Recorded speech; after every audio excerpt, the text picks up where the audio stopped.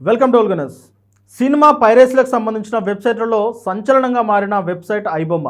అయితే ఐబొమ్మ నిర్వాహకుడు ఇమ్మడి రవిని హైదరాబాద్ సిసిఎస్ పోలీసులు అరెస్ట్ చేసిన విషయం అందరికీ తెలిసిందే. అయితే ఆయన అరెస్టుకు ఆయన భార్య పాత్ర ఉంది అని చెప్పేసి చాలా సోషల్ మీడియాలో విపరీతంగా వైరల్ అవుతుంది. అయితే ఆయన అరెస్ట్ వెనకాల నిజంగానే ఆయన భార్య పాత్ర ఉందా? ఆయన భార్యకు విడాకులు ఇచ్చే క్రమంలోనే ఈ హైదరాబాద్కు వచ్చి పోలీసులకు పట్టుబడ్డారా? దీని వెనకాల ఎవరి పాత్ర ఉందా అనేది ఇప్పుడు తెలుసుకునే ప్రయత్నం చేద్దాం. ముఖ్యంగా సిసిఎస్ పోలీసులు అయితే ఆయనను విచారించిన తర్వాత కొన్ని విషయాలను వెలుగులోకి తీసుకొచ్చారు. ఆయన అకౌంట్లో 3 కోట్ల రూపాయలను కూడా సీజ్ చేశారు. అంతేకాకుండా వందల కొద్ది హార్డ్ డిస్క్లను, దానికి సంబంధించిన నెట్వర్క్లను, ఆ పెన్ డ్రైవ్లను వాటిని కూడా స్వాధీనపరుచుకున్నారు.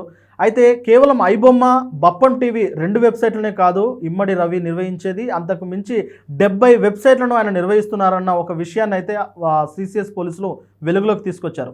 అయితే దీనిపైన పూర్తి విచారణ చేయడానికి అతన్ని కస్టడీలోకి తీసుకున్నారు. 14 రోజులు రిమాండ్ విధిస్తూ చెంచలగూడ జైలుకు కూడా తరలించారు. ఈ నేపథ్యంలో ఆయనకు సంబంధించిన కొన్ని అంశాలు సోషల్ మీడియాలో వైరల్ అవుతూ ఉన్నాయి. అయితే ఆయన తండ్రి కూడా కొన్ని విషయాలను చెప్పుకుంటూ వచ్చారు. మొత్తం మీద పోలీసులకు సవాల్ చేయడం అనేదే ఇప్పుడు ఆయన అరెస్టుకు ఒక పెద్ద కారణంగా అందరూ చెబుతా ఉన్నారు. అయితే దీని వెనకాల ఆయన భార్య హస్తం ఉంది అనేది అయితే వాస్తవంగా అది నిజం కాదు అని చెప్పేసి వారి తండ్రి చెప్తున్నారు. అలాగే కొన్ని సోషల్ మీడియా కథనాలు కూడా వెలువడుతున్నాయి. అయితే ఈ క్రమంలో ఇమ్మడి రవి అనే వ్యక్తి కేవలం ఐబొమ్మ ద్వారా, అలాగే బప్పం టీ ద్వారా వచ్చే డబ్బులపైనే కాకుండా ఇతర ఆదాయ మార్గాలను కూడా ఆయన అన్వేషించాడు. ఈ క్రమంలోనే ఆయన అరెస్టుకు అతిపెద్ద కారణం అనేది కొంతమంది అయితే చెప్తా ఉన్నారు. ముఖ్యంగా బెట్టింగ్ యాప్లను ఆయన ప్రమోట్ చేస్తున్నారు. ఆ బెట్టింగ్ యాప్ల ద్వారా వచ్చే ఆదాయము దాదాపు 2 కోట్ల రూపాయలు ఆయన అకౌంట్కు ట్రాన్స్ఫర్ అవ్వడం అనేది పోలీసులు గమనించారు. ముఖ్యంగా సైబర్ క్రైమ్ పోలీసులు అయితే దీనిపైన గత 6 నెలల నుంచి పెద్ద ఎత్తున నిఘా పెట్టారు. సెలబ్రిటీల వరకు ఎవరిని బెట్టింగ్ యాప్లు ప్రమోట్ చేసిన వారిని ఎవరిని విడిచిపెట్టట్లేదు, వారిని విచారిస్తున్నారు. పూర్తిగా దానికి సంబంధించిన బెట్టింగ్ యాప్లకు సంబంధించి వారైతే చాలా సీరియస్గా తీసుకొని అన్ని అంశాలను కట్టడి చేస్తూ ఉన్నారు. ఈ నేపథ్యంలోనే బెట్టింగ్ యాప్లను టెలిగ్రామ్ యాప్ ద్వారా బెట్టింగ్లను ప్రమోట్ చేస్తున్నారు. ఆ బెట్టింగ్లకు సంబంధించిన ఆ సంస్థలు ఇమ్మడి రవి అకౌంట్లో 2 కోట్ల వరకు ఒకటేసారి ట్రాన్స్ఫర్ చేయడంతో ఆయన దొరకడానికి ముఖ్య కారణం అని చెప్తున్నారు. అయితే ఇమ్మడి రవికి ఇప్పుడు సోషల్ మీడియాలో పెద్ద ఫాలోయింగ్ ఏర్పడుతూ ఉన్నది. ఐబొమ్మలో చూసిన వారు కావచ్చు, లేదంటే బప్పం టీవీలో చూసిన వారు కావచ్చు, ఆయనకు పెద్ద ఎత్తున మద్దతు ప్రకటిస్తూ ఉన్నారు. ఇమ్మడి రవి లాంటి వ్యక్తి ఇంకోరు ఉండరు. ఆయన స్టాలిన్ సినిమాలో చిరంజీవితో కూడా పోలుస్తూ ఉన్నారు.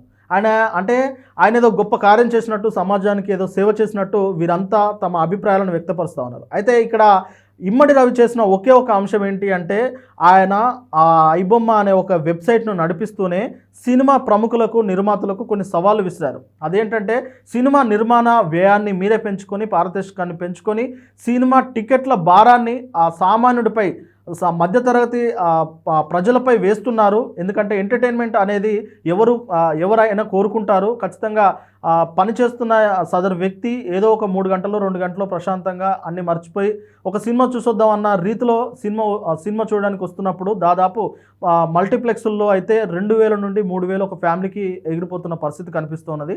ఇదంతా భారం మీరు సినిమా నిర్మాణాన్ని పెంచుకొని, పారితోషికాలు పెంచుకొని ఆ భారాన్ని అంతా టికెట్పై వేస్తున్నారు, సామాన్యుడిపై మోపుతున్నారు అన్న ఒక ఉద్దేశానికి తాలూకు కొన్ని స్టేట్మెంట్లు కూడా తను రిలీజ్ చేసి, మీరు దీన్ని తగ్గించుకునేంత లోపు, అంటే దీన్ని తగ్గించుకునేంత వరకు నేను ఇలాంటి సినిమా పైరసీలు చేస్తూనే ఉంటానంటూ ఆయన బహిరంగంగా ప్రకటన చేశారు.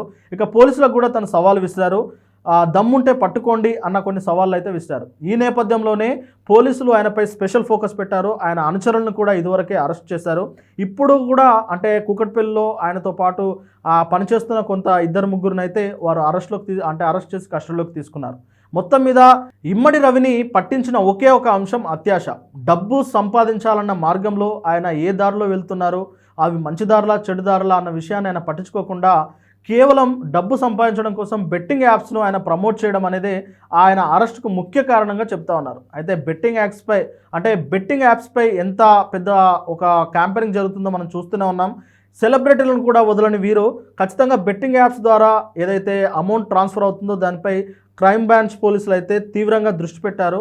ముఖ్యంగా ఇమ్మడి రవి అరెస్టుకు బెట్టింగ్ యాప్సే కారణం అనేది అయితే అందరూ విస్తుపోయేలా చేస్తూ ఉన్నది.